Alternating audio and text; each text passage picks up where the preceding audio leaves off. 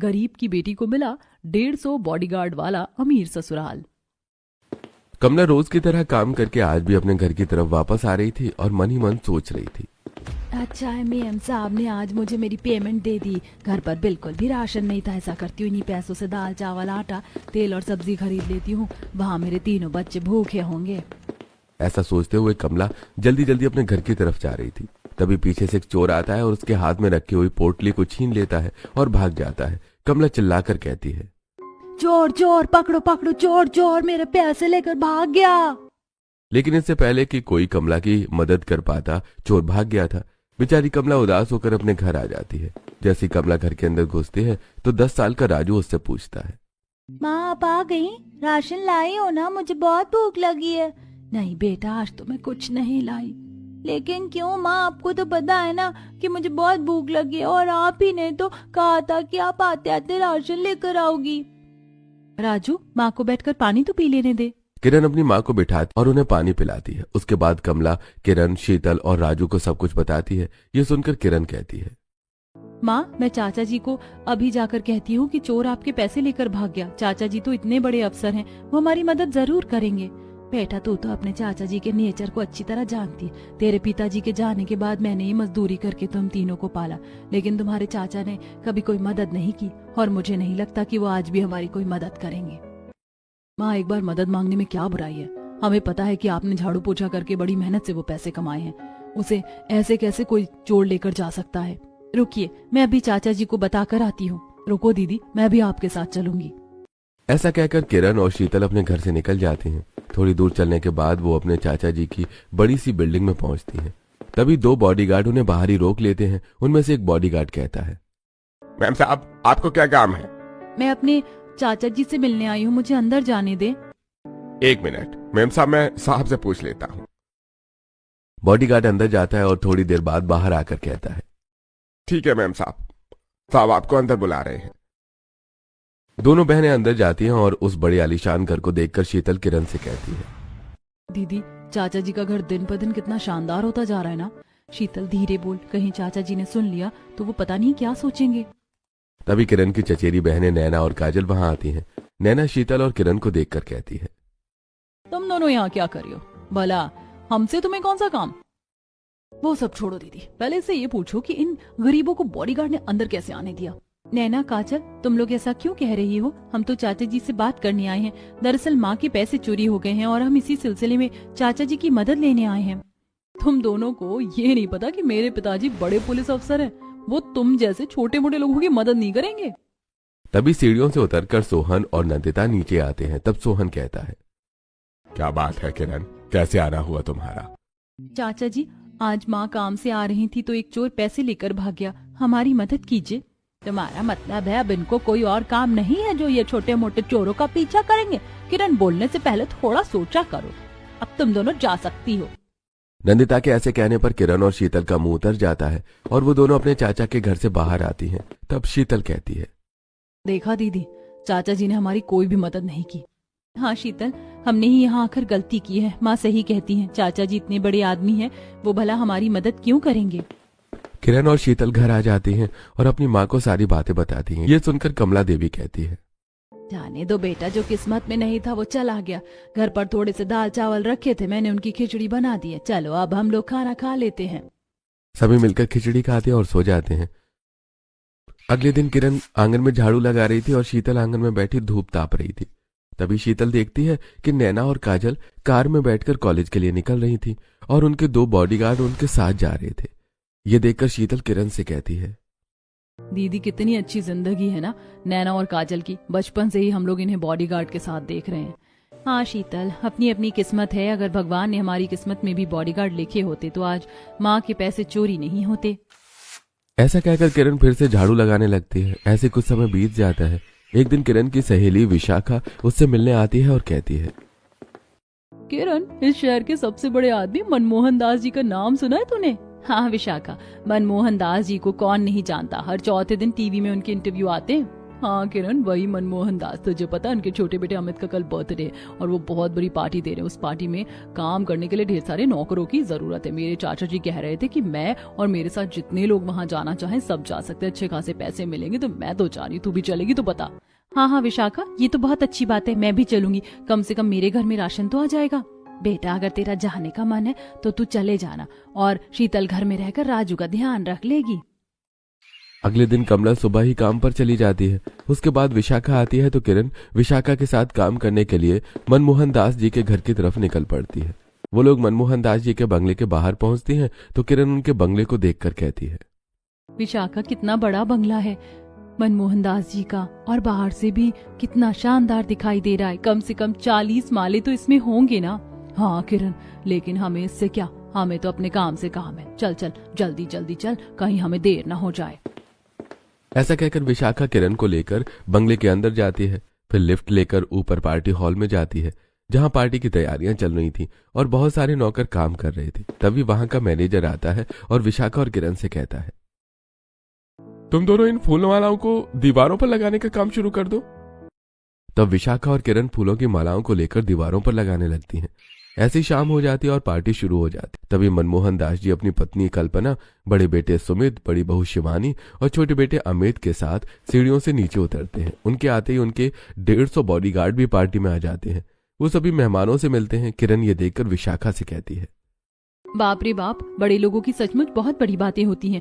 उन लोगों ने कितने खूबसूरत कपड़े पहन रखे हैं, और उनकी ज्वेलरी भी देखो। ऐसी ज्वेलरी और ऐसे कपड़े तो मैंने आज तक नहीं देखे। वो सब छोड़, इधर ये देख कि ब्लैक कपड़ों में उनके सारे बॉडीगार्ड कितने हेल्दी और स्मार्ट दिख रहे हैं। हाँ यार, इतने सारे बॉडीगार्ड हैं, कितनी अच्छी जिंदगी होगी ना उनकी। जहाँ जाते होंगे अपनी सुरक्षा अपने साथ ले जाते होंगे। वो सब छोड़ यार, चल हम तो ड्रिंक सर्व करते हैं। अब विशाखा और किरण मेहमानों को ड्रिंक सर्व करने लगती हैं। तभी किरण मनमोहन दास जी के छोटे बेटे अमित के पास जाती है और उसे ड्रिंक देती है। अमित ड्रिंक उठाते हुए किरण को ध्यान से देखता है और मन ही मन सोचता है, कितनी सुंदर है ये लड़की। ऐसा लग ही नहीं रहा कि ये कोई काम वाली है। उसके चेहरे का तेज देखकर तो ऐसा लगता है कि ये हमारी तरह किसी रईस खानदान से है। किरण ड्रिंक देकर वहां से चली जाती है और अमित की नजर लगातार किरण का पीछा करती रहती है।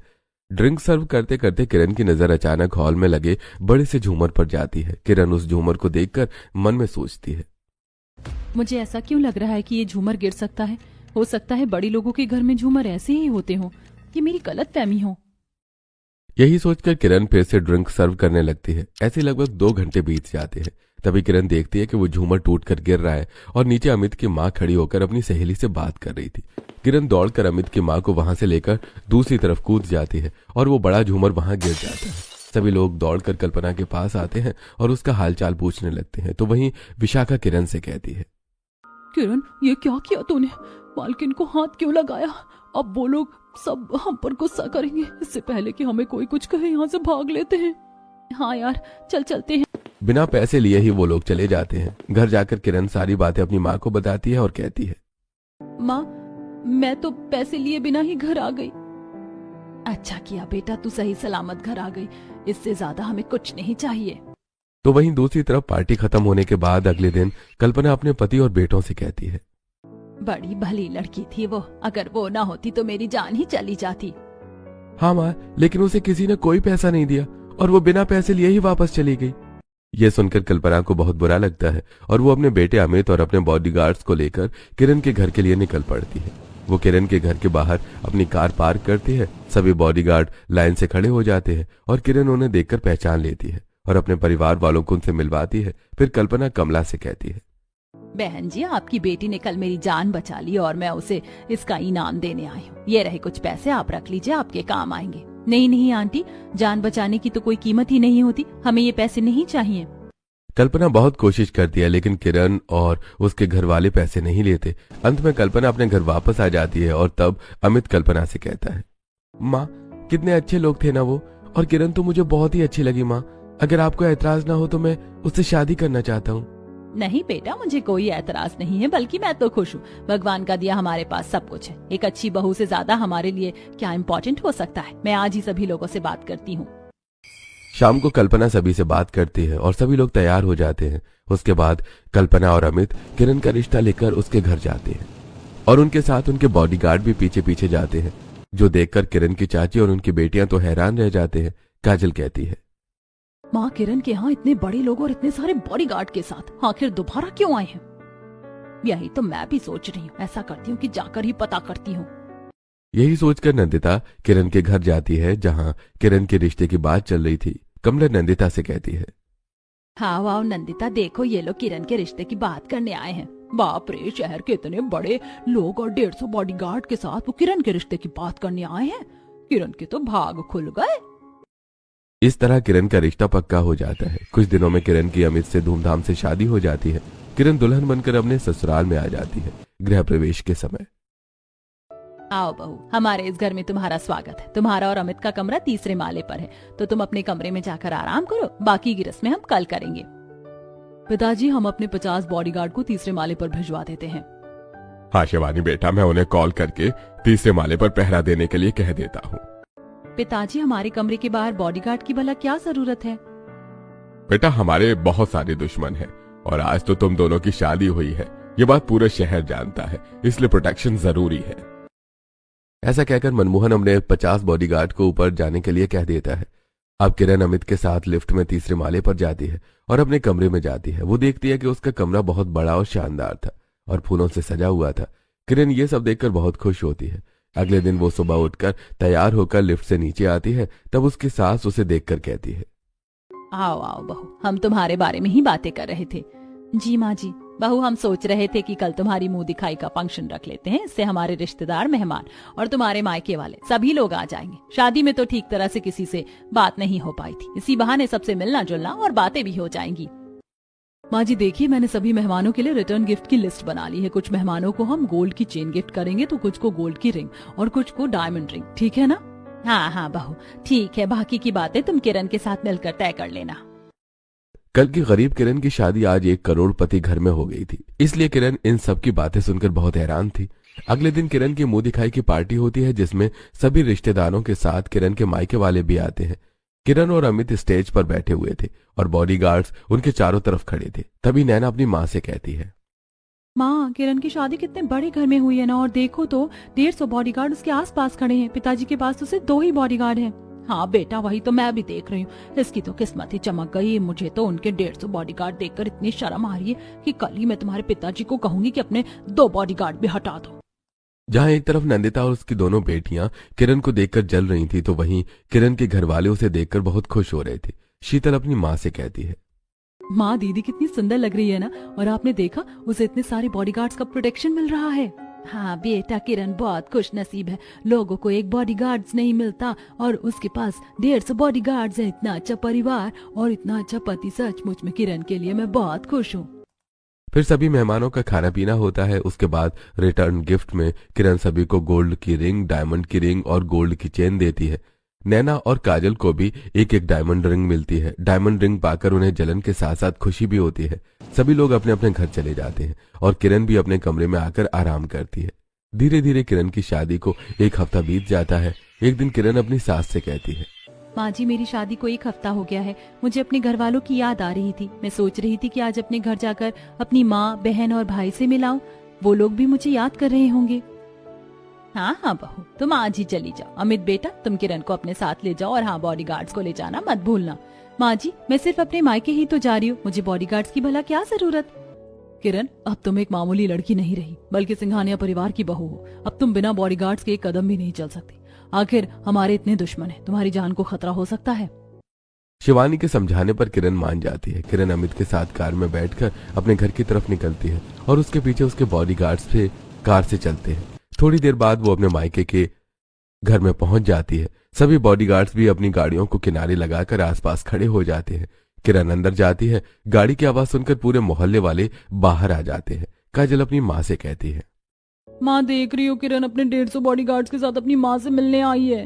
हाँ काजल, देख रही हूँ, और ये भी देख रही हूँ कि सारे मोहल्ले वाले उन्हीं लोगों को देख रहे हैं और उनके बारे में बातें कर रहे हैं। अब तो मोहल्ले में हमारी कोई इज्जत नहीं बचेगी। जहां एक तरफ नंदिता और उसकी दोनों बेटियां किरण को देखकर जल रही थी, तो वहीं किरण को देखते ही राजू दौड़कर किरण के गले लग जाता है और कहता है, दीदी आ गई आप। मुझे तो लगा कि आप हमें भूल ही गई होंगी। ऐसा कभी हो सकता है राजू कि मैं तुझे भूल जाऊं? दीदी, जिया जी, आप लोग बैठिए, मैं आप लोगों के लिए नाश्ता लेकर आती हूँ। सभी लोग बैठकर बातें करते हैं। तब तक शीतल नाश्ता ले आती है। किरण और अमित नाश्ता करते हैं। काफी देर बातें करने के बाद वो अपने घर लौट आती है। ऐसे कुछ दिन बीत जाते हैं। एक दिन शिवानी किरण से कहती है, किरण, मुझे अपने लिए कुछ चीजें खरीदनी है और जब से तुम्हारी शादी हुई है तब से तुमने भी शॉपिंग नहीं की, तो तुम भी मेरे साथ चलो। हाँ हाँ जेठानी जी, क्यों नहीं, मैं अभी तैयार होकर आती हूँ। अब किरण अपने कमरे में जाती है और तैयार होकर आ जाती है। तब किरण और शिवानी दोनों शॉपिंग के लिए निकलती हैं और उनके पीछे उनके बॉडीगार्ड भी निकलते हैं। ये देखकर किरण अपनी जेठानी से कहती है, भाभी, हम शॉपिंग पर ही तो जा रहे हैं, फिर हमें इन बॉडीगार्ड्स की क्या जरूरत है, और अगर रखना ही था तो 1 या 2 को रख लेते, इतने सारे बॉडीगार्ड्स भला हम क्यों लेकर जा रहे हैं। किरण, तुम नहीं जानती, हम सिंघानिया परिवार के ना ही दोस्तों की कमी है और ना ही दुश्मनों की। कौन कब कहाँ से हमला कर दे किसी का कोई भरोसा नहीं, इसीलिए हमें इतने बॉडीगार्ड्स को लेकर चलना पड़ता है। बातें करते हुए शिवानी और किरण मॉल पहुंच जाती है। दोनों अपने अपने लिए ड्रेस पसंद करती हैं। उसके बाद ज्वेलरी और कुछ मेकअप भी। उनके बॉडीगार्ड्स हर समय उनके साथ ही रहते हैं। किरण को स्टैचू पर लगी एक ड्रेस पसंद आती है। किरण शिवानी से कहती है, भाभी, रेड ड्रेस कितनी सुंदर है ना, लेकिन ये बहुत महंगी होगी। अरे किरण, अगर तुम्हें पसंद है तो महंगा और सस्ता हमारे लिए कोई मायने नहीं रखता। भैया, ये ड्रेस मैनिक्विन से निकाल दीजिए। शिवानी के कहने पर एक लड़का उस ड्रेस को स्टैचू से निकाल कर किरण को लाकर दे देता है। किरण उसे चेंज करने के लिए जाती है, लेकिन उसके बॉडीगार्ड्स उसके पीछे पीछे रहते हैं। ये देखकर किरण गुस्सा होते हुए अपने आप से कहती है, मुझे लगता था कि बॉडीगार्ड्स के साथ में रहना बड़ी किस्मत की बात है, लेकिन अब तो मुझे बॉडीगार्ड्स बोझ लगते हैं। भैया, आप लोग यहाँ क्या करें? मैं चेंजिंग रूम में चेंज करके आ जाऊंगी, आप लोग सामने जाकर खड़े हो जाइए। सॉरी मैम साहब, हम आपको 1 मिनट के लिए अकेला नहीं छोड़ सकते। हम चेंजिंग रूम के बाहर इंतजार कर रहे हैं, आप चेंज करके आ जाइए। यह बात सुनकर किरण को बहुत गुस्सा आता है। फिर वो चेंजिंग रूम में जाती है और चेंज करके बाहर आती है। शिवानी उसे देखकर कहती है, वाह किरण, ये ड्रेस तो तुम पर बहुत सुंदर लग रही है। आई थिंक अमित को भी बहुत पसंद आएगी, इसे रख लेते हैं। इस तरह उन दोनों की शॉपिंग कंप्लीट हो जाती है और फिर वो अपने घर की तरफ चल पड़ती हैं। थोड़ी देर में वो अपने घर पहुंच जाती हैं और कल्पना को अपनी सारी शॉपिंग दिखाती हैं। ऐसे कुछ समय और बीत जाता है। एक दिन अमित किरण से कहता है, किरण, जब से हमारी शादी हुई है मैं काफी बिजी चल रहा था, तो हमने कहीं बाहर घूमने का प्लान नहीं किया, लेकिन अब हम हनीमून पर बाहर चलेंगे। तुम बताओ तुम्हें कहाँ जाना है? जहाँ आप ले चले। अरे ठीक है, तो हम पेरिस चलते हैं। हमारा एक प्राइवेट एरोप्लेन है, हम उसी से जाएंगे। मुझे एक बात पूछनी थी, हमारे बॉडीगार्ड्स तो नहीं जाएंगे ना? कैसी बात करती हो किरण, हम अपने बॉडीगार्ड्स के बिना कहीं नहीं जा सकते। दुश्मन तो किसी भी देश में हो सकता है, उससे बचने के लिए प्रोटेक्शन जरूरी है। वैसे वो हमें डिस्टर्ब नहीं करेंगे, तुम टेंशन मत लो। अमित के समझाने पर किरण समझ जाती है। अगले दिन किरण और अमित अपने प्राइवेट जेट पर बैठते हैं और पीछे सभी बॉडीगार्ड्स बैठते हैं और फिर वो लोग पेरिस जाते हैं। पेरिस पहुंचकर किरण कहती है, वाओ, पेरिस कितना खूबसूरत है, मैंने आज से पहले इतनी सुंदर जगह कभी नहीं देखी। ऐसा कहकर किरण अमित को गले से लगा लेती है। तभी किरण अपने आसपास बहुत सारे बॉडीगार्ड्स को देखकर अमित से दूर हट जाती है और कहती है, ओहो अमित, बॉडीगार्ड्स हमारा पीछा नहीं छोड़ सकते क्या? अमित हंसकर किरण की बातों को टाल देता है। वो लोग होटल में चेक इन करते हैं। उनके बॉडीगार्ड्स भी होटल में चेक इन करते हैं। अगले दिन वो लोग पेरिस घूमने के लिए निकलते हैं। सबसे पहले वो बोटिंग करते हैं, रील बनाते हैं, बहुत सारी फोटोज भी लेते हैं।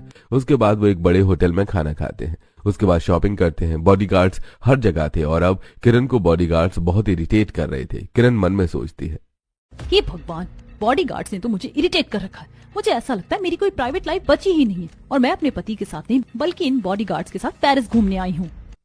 कुछ दिन और पेरिस घूमने के बाद वो लोग घर वापस आ जाते हैं। ऐसे कुछ समय बीत जाता है। एक दिन शीतल किरण को फोन करती है और कहती है, दीदी कैसी है तू? तू तो अपने अमीर ससुराल में जाकर हमें भूल ही गई। शीतल, तू कैसी बात कर रही है? मैं पेरिस गई थी ना, तो इसीलिए मैं तुम लोगों को कॉल नहीं कर पाई। दीदी, हम लोगों को तुझसे मिलने का बड़ा मन कर रहा है। माँ भी कह रही थी कि मैं तुझे फोन करके मिलने के लिए बुला लूं। तू 3-4 दिन हमारे घर पर रहने नहीं आ सकती क्या? अरे शीतल, तू कैसी बात करती है? मैं आज ही अपने घर वालों से बात करके तुम लोगों के पास रहने आ जाऊंगी। फोन रखने के बाद किरण अमित से कहती है, मुझे मेरे घर वालों की बहुत याद आ रही है। सोच रही थी कि 3-4 दिन अपने घर पर रहकर आ जाती हूँ। हाँ किरण, क्यों नहीं, तुम कल सुबह ही चले जाना, मैं तुम्हें छोड़ दूंगा। अगली सुबह अमित और किरण अपने माता पिता को मायके जाने के बारे में बताते हैं। तब मनमोहन दास जी कहते हैं, हाँ ठीक है बेटा, तुम अपने मायके चली जाओ, और हाँ पूरे 150 बॉडीगार्ड को अपने साथ ले जाना। लेकिन पिताजी, मैं तो अपने मायके जा रही हूँ, मुझे इतने सारे बॉडीगार्ड्स की भला क्या जरूरत है? जरूरी है किरण, तुम नहीं समझती। पता नहीं हमारा कौन सा दुश्मन कब कहां से हमला कर दे, इसलिए बॉडीगार्ड्स को लेकर जाओ। मनमोहन दास जी की बात सुनकर किरण चुप हो जाती है। फिर अमित और किरण मायके की तरफ निकल पड़ते हैं। थोड़ी देर में किरण अपनी माँ के पास पहुंच जाती है। किरण जैसे ही अपने मायके पहुंचती है तो देखती है कि कुछ उसकी सहेलियां उसके घर पर उसका इंतजार कर रही थी। शीतल किरण को देखकर कहती है, दीदी तो आ गई, हम सब तेरा कब से इंतजार कर रहे थे। हाँ किरण, हम लोग भी तेरा कब से इंतजार कर रहे थे। तू यहाँ रुकने आई है ना, हम पहले की तरह साथ में घूमेंगे फिरेंगे, पानी पूरी खाएंगे और खूब मजे करेंगे। हाँ हाँ विशाखा, क्यों नहीं। लेकिन तभी विशाखा 150 बॉडीगार्ड्स को देखकर कहती है, किरण, जब तू हमसे मिलने आ रही थी तो तुझे अपने बॉडीगार्ड्स को साथ में नहीं लाना चाहिए था। प्लीज तू इन्हें वापस जाने को कह दे, वरना फिर हमें प्राइवेसी कैसे मिलेगी। हाँ विशाखा, 1 मिनट में अमित से बात करती हूँ। किरण अमित के पास आती है और कहती है, अमित, आप जब वापस घर जाएंगे तो अपने इन बॉडीगार्ड्स को अपने साथ ले जाइएगा। मुझे अपने घर वालों के साथ अकेले में समय बिताना है। अरे नहीं नहीं किरण, ये पॉसिबल नहीं है। पिताजी ने तुम्हें समझाया तो था कि अब तुम एक साधारण लड़की नहीं हो बल्कि सिंघानिया खानदान की बहू हो और हमारे दुश्मनों की कोई कमी नहीं है। इसलिए मैं आधे बॉडीगार्ड्स अपने साथ ले जाऊंगा और आधे तुम्हारे पास छोड़ जाऊंगा। अमित की बात सुनकर किरण बहुत गुस्सा हो जाती है और कहती है, अमित, मुझे तो ऐसा लगता है कि मैं शादी करके कैद हो गई हूँ। जहाँ जाती हूँ बॉडीगार्ड साथ जाते हैं। प्राइवेसी नाम की तो कोई चीज ही नहीं बची है मेरी जिंदगी में। और क्या अब मैं अपने मायके वालों के साथ भी अकेली नहीं रह सकती। मैं कुछ नहीं जानती, आप अपने बॉडीगार्ड्स अपने साथ वापस ले जाइए। किरण और अमित की काफी देर बहस चलती है। उसके बाद अमित किरण की बात मानकर बॉडीगार्ड्स को वापस लेकर चला जाता है। किरण, उसकी सहेलियां और उसके घर वाले बहुत खुश हो जाते हैं। वो लोग आपस में ढेर सारी बातें करते हैं। फिर कमला कहती है, किरण, अच्छा किया कि तू आज ही चली आई। तुझे पता है आज तेरे चाचा की दोनों बेटियों का बर्थडे है और वो लोग हमारे घर के पास वाले लॉन में ही पार्टी दे रहे हैं। तो तुम लोग तैयार हो जाओ, शाम को हमें पार्टी में जाना है। अरे वाह माँ, पार्टी में बहुत मजा आएगा और चाचा चाची और नैना और काजल से भी मुलाकात हो जाएगी। शाम हो जाती है और किरण अपने परिवार वालों और दोस्तों के साथ नैना और काजल की बर्थडे पार्टी पर पहुंचती है। किरण को देखकर सभी लोग उससे बात करने के लिए उसके पास आते हैं। किरण अपने आप को सेलिब्रिटी की तरह फील कर रही थी। पार्टी शुरू होती है। नैना और काजल केक काटती हैं और मेहमानों को खिलाती है। तो वहीं दूसरी तरफ जब अमित घर पहुंचता है तो मनमोहन दास उससे पूछते हैं, बेटा छोड़ा है किरण को और उसके साथ बॉडीगार्ड्स को भी छोड़ दिया। पिताजी, किरण को तो छोड़ा है लेकिन बॉडीगार्ड्स को वापस ले आया। ये सुनकर मनमोहन दास जी गुस्सा होते हुए कहते हैं, बेटा ये तुम क्या कह रहे हो। तुम बॉडीगार्ड्स को ले आए हो, लेकिन क्यों? तुम्हें तो पता है कि किरण की जान को खतरा हो सकता है। मनमोहन दास की बात सुनकर अमित मनमोहन दास को सारी बातें बताता है। ये सुनकर मनमोहन दास जी कहते हैं, बेटा किरण को अभी नहीं पता है कि उसका अकेले रहना खतरे से खाली नहीं है, लेकिन तुम तो अच्छी तरह से जानते थे। सुनिए जी, बातें करने में समय मत गवाइए। चलिए हम तुरंत अपने बॉडीगार्ड्स के साथ किरण के पास जाने के लिए निकलते हैं। कहीं ऐसा ना हो कि उसे कोई नुकसान पहुंचा दे। और यही सोचकर परिवार के सभी लोग बॉडीगार्ड्स के साथ किरण के पास जाने के लिए निकल पड़ते हैं। इधर किरण टेबल पर बैठकर आइसक्रीम खा रही थी कि तभी एक आदमी आकर किरण पर बंदूक तान लेता है। किरण घबरा जाती है लेकिन तभी 150 बॉडीगार्ड्स वहां पहुंच जाते हैं और उस आदमी को पकड़ लेते हैं और इस तरह किरण की जान बच जाती है। ये देखकर किरण अपने ससुराल वालों से माफी मांगते हुए कहती है, थैंक गॉड कि आप लोग आ गए। अगर आप लोग नहीं आते तो आज मुझे अपनी जान से हाथ धोना पड़ता। बेटा, इसीलिए तो तुम्हें समझाया था कि तुम बॉडीगार्ड्स के बिना कहीं नहीं जा सकती। माँ जी, मुझे माफ कर दीजिए। मुझे अपनी गलती का एहसास है। आज के बाद मैं बिना बॉडीगार्ड्स के कहीं नहीं जाऊंगी। सिंघानिया परिवार के पार्टी में आने से पार्टी की रौनक बढ़ जाती है। सभी लोग उनका ऑटोग्राफ लेने के लिए आ जाते हैं। नैना और काजल भी उनका ऑटोग्राफ लेती है। किरण पार्टी एंजॉय करती है और फिर खुशी से अपने घर लौट जाती है। कुछ दिनों बाद किरण अपने परिवार वालों को भी अपने ससुराल ही बुला लेती है और उन्हें वहीं शिफ्ट कर लेती है। इस तरह किरण सभी के साथ खुशी खुशी रहने लगती है।